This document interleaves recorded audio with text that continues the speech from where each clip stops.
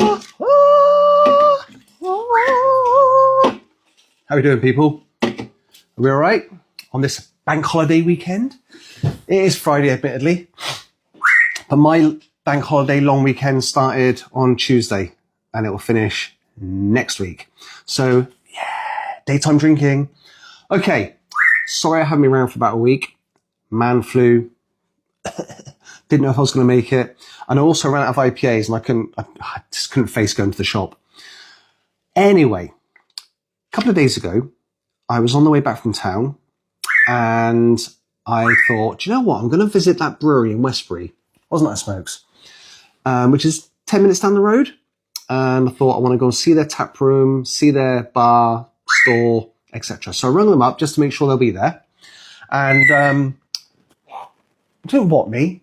When I spoke to them, I said, hi mate, have you got a store? I want to come over and buy some IPAs. And he said, well, we do, but we haven't got any set opening hours. So we're not going to be around. We're doing deliveries at the moment. I said, okay, when's best to pop over? And he said, probably Friday or Saturday. I was like, okay, that'll work. So I might go over there tomorrow if I get a chance. I've got a few things to do. But then I noticed on Google Maps, there's another brewery nearby that does IPAs. So I rang those. Hello mate, have you got a store? No. Oh, okay. And that was that. So just about to put the phone away and I noticed there was another brewery nearby, another place that does IPAs, but it's in Bradford and Avon, a couple of miles the other way. So again, 10 minutes down the road. I thought, I'll give them a go. Drove down there, went in. They were lovely. They're these ones, Kettlesmith. So I had a chat to one of the guys about their IPAs. They started in America. They came back for family reasons, and they've been brewing out of Bradford and Avon for about 10 years. Never heard of them. So, yeah, got some IPAs, well, got some ales off of them because they're not all IPAs. Some of them are just pale ales. There's a couple more they do that are out of stock of, which I'm going to go back and try those as well. They do gins, they do lager. They've got quite a range. So I would definitely check them out, but I'm going to review them. So we have Triple Strong Belgian Ale, 8.2, just the strength I like. Then we've got Kettlesmith Outline Amber Ale, 3.8. Kettlesmith Timeline IPA, 5.4. Writer's Block Jester Pale Ale, 4.6. Caroline Double IPA, 7.2. I like the sound of that. Continental Divide Mountain IPA, 5.1. And Faultline Pale Ale, 4.1. They've also got a couple which I might have said they're out of stock of. There was one, I think it was called Redwood or something along those lines, which they said was really nice. We had a good chat anyway. I said I'll review them, I'll tag them, I'll give you the details of them as well. What I'm going to do though is first of all, I'm going to go and put him in the living room and then he can whistle out the window to his heart's content, shouting at the birds, etc. And I'll be right back. And like that, I'm back and he's gone. Right then, so shall I start low ABV to high? I think that might be the best bet. At least I can have a process. So I've done that before and it worked really well. So 3.8. Looks like I'm starting with this one here.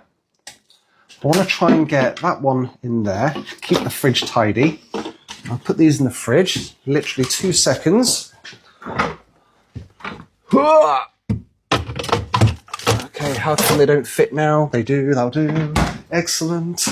Right. So we are going to start with Outline Amber Ale. Like I said, 3.8 ABV. So let's have a look at the can. At Kettlesmith, our mission is to craft beers that are familiar yet new, accessible yet full of character, quietly distinctive beers that don't need to shout for attention. Store cold. This is unrefined. This beer is unfined and unfiltered. A spore matter yeast at the bottom of the can is normal honey. Yeah, I know about that. Find your bones. A malt-driven, low-alcohol session ale with notable restrained bitterness explore for hints of chocolate and molasses, balanced out by floral and piney hops. Best of friends with roasted red meats, chili, sausages, caramelized root vegetables, and tomato pasta sauces. Admittedly, I don't like having, even on wine, I don't like it when they do that, because whenever I've had wine with the food that they say to have it with, it doesn't make a blind bit of difference to me. I don't usually drink IPAs when I'm eating anyway. These are usually for drinking, and just drinking only, not eating as well. But that's just me. It's got a good little diagram here, which...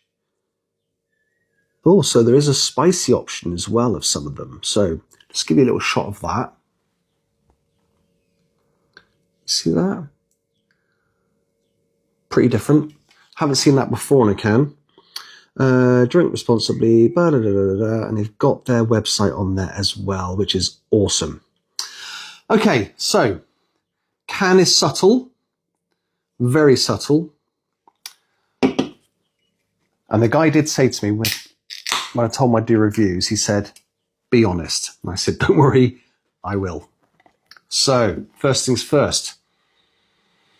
Oh, it smells very mild. I can hardly smell that at all. Yeah, I'm not getting hardly anything whatsoever. It does say quietly distinctive beers. I reckon this is going to be a very clear, very dark ale. So, can't smell a thing really. Oh yeah, thought it was going to be like that.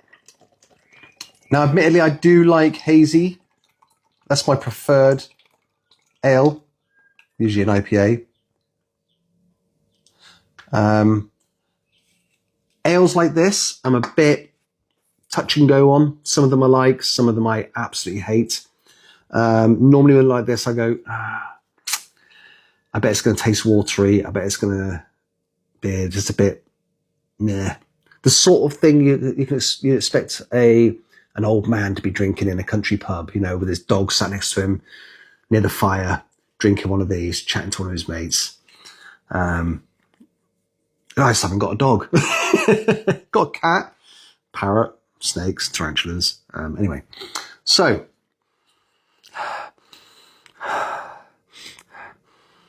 again, it's very, very mild smelling, and it is a very, very mild ale anyway.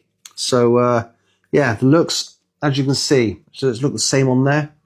In fact, it looks like a Coca-Cola, doesn't it? Let me rephrase that. I'm not going to advertise the name of that. So it looks like a cola, doesn't it? Okay. It's quite dark. You can see through it a little bit, not much, only because you've got the sunlight behind. It's a very lovely day out. Small head. We like that. So let's give it a go. Bottoms up. Cheers.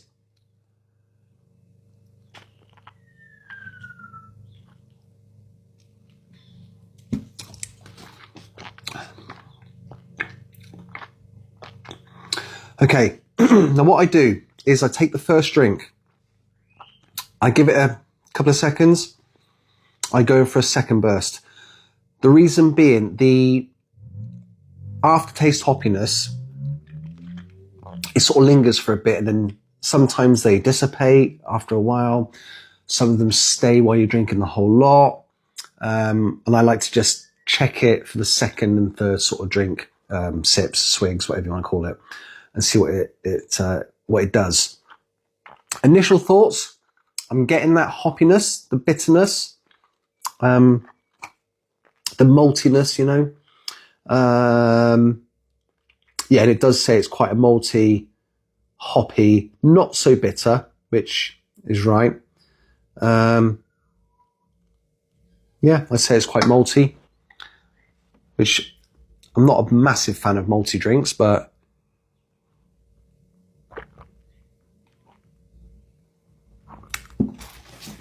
okay. The aftertaste, maltiness, the hoppiness, the cacky bit, it is there, but it's fading. It's fading fast. I'm getting it on the side of the tongue at the back and a little bit at the back of the roof of the mouth, just in front of the dangly man. I call it dangly man. Funny thing, my daughter, when she was little, I used to call it the dangly man to her. And of course, she went to university last year and she was talking to some friends. She mentioned about the dangly man. And people were like, the what? And she was like, no, the dangly man. And I'm like, what are you on about? And I think it's called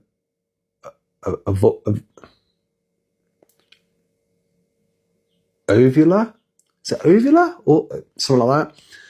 So she then came back from uni on a holiday and she was like, we were just talking about certain things about, like, I call things that aren't generally what they're called, but I have my own name for them. She was like, yeah, cheers, Dad.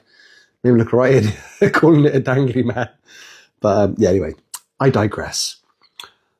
Okay, it is very mild. To me, it's very weak. But if you're going to be drinking a lot of these, you probably want it to be quite weak anyway. 3.8 is weak. It's very, very weak compared to what I like. I mean, even when I used to drink lagers, I would average the 5%-ish. 3.8, it's very rarely I even consider having one that weak. But I wanted to give them all a go and give you an idea. Now, it does say about floral and piney hops and explore for hints of chocolate and molasses.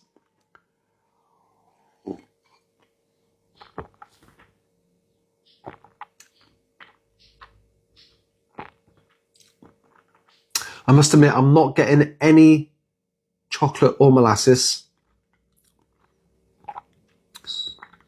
I wouldn't even, I've still got that aftertaste, that maltiness. I wouldn't even say I'm getting any of the pine. And what's the other thing? Floral. I'm not even getting that. However, I've always said, when you get an IPA and it says on there, fruity, tropical, and all this sort of stuff, I can never really get that. It's very rare I'll go, oh, that does taste a little bit fruity, but you never know what that fruitiness tastes of. It's just, it's its own IPA fruitiness, tropicalness, which isn't really, oh, I'm getting oranges. Oh, I'm getting clementines. I'm getting apples. I'm getting that sort of thing. So I never really go, oh, it's got that sort of flavour. Oh, I'm looking forward to something. You never get it. Never at all. Okay, let's give this a rating.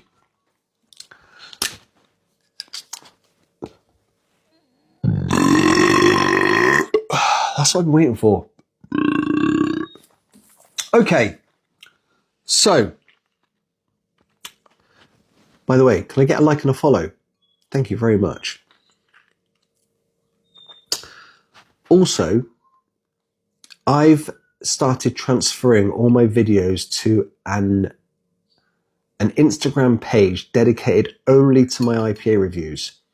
And it's called Chris Dubs in the Club. So KrisDubsInDaClub.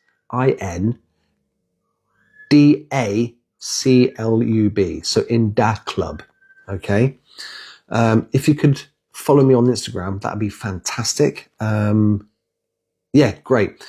And I'll be uploading all these videos. I think I've only got about 40 odd on there at the moment, and I've got about 90 to go on there altogether.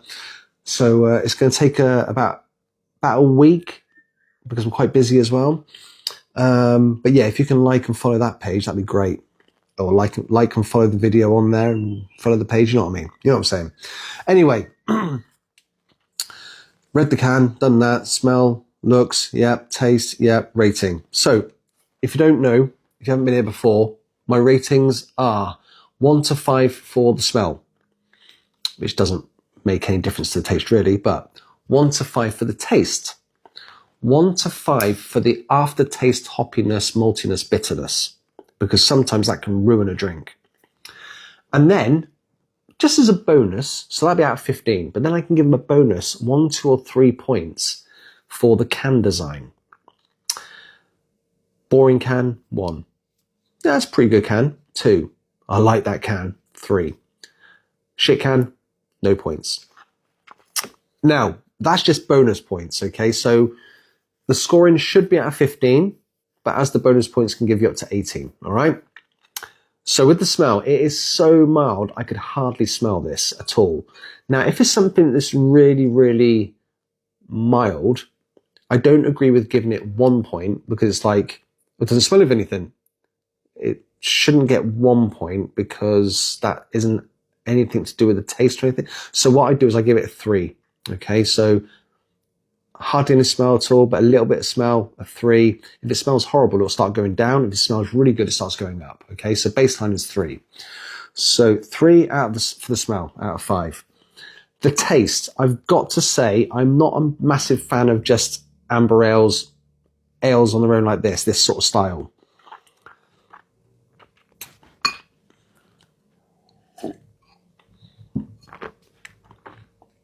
It isn't horrible, but because it's very, very weak, it's not my type. It's not my, it's not something I would choose. Definitely not. So again, out of 5, I'm going to have to give this one a 2 because it hasn't got that much flavour, but it is a 3.8. So it's ideal flavour for its strength, but it's not for me. And this is the problem with reviews. The person doing the reviewing is going to have their preferred flavour, umami and sweetness and all that sort of stuff. So the review is only relevant to the person who's reviewing it. We've all got different tastes. So yeah, I'm going to give this one a 2 out of 5 for the taste. You might love ales, in which case you might give this a 5 out of 5, but this is me. This is my personal preference. Now, for the aftertaste hoppiness, it's still there. I was hoping when it started to dissipate, it was going to completely go. I find this is lingering and coating the back of the throat. I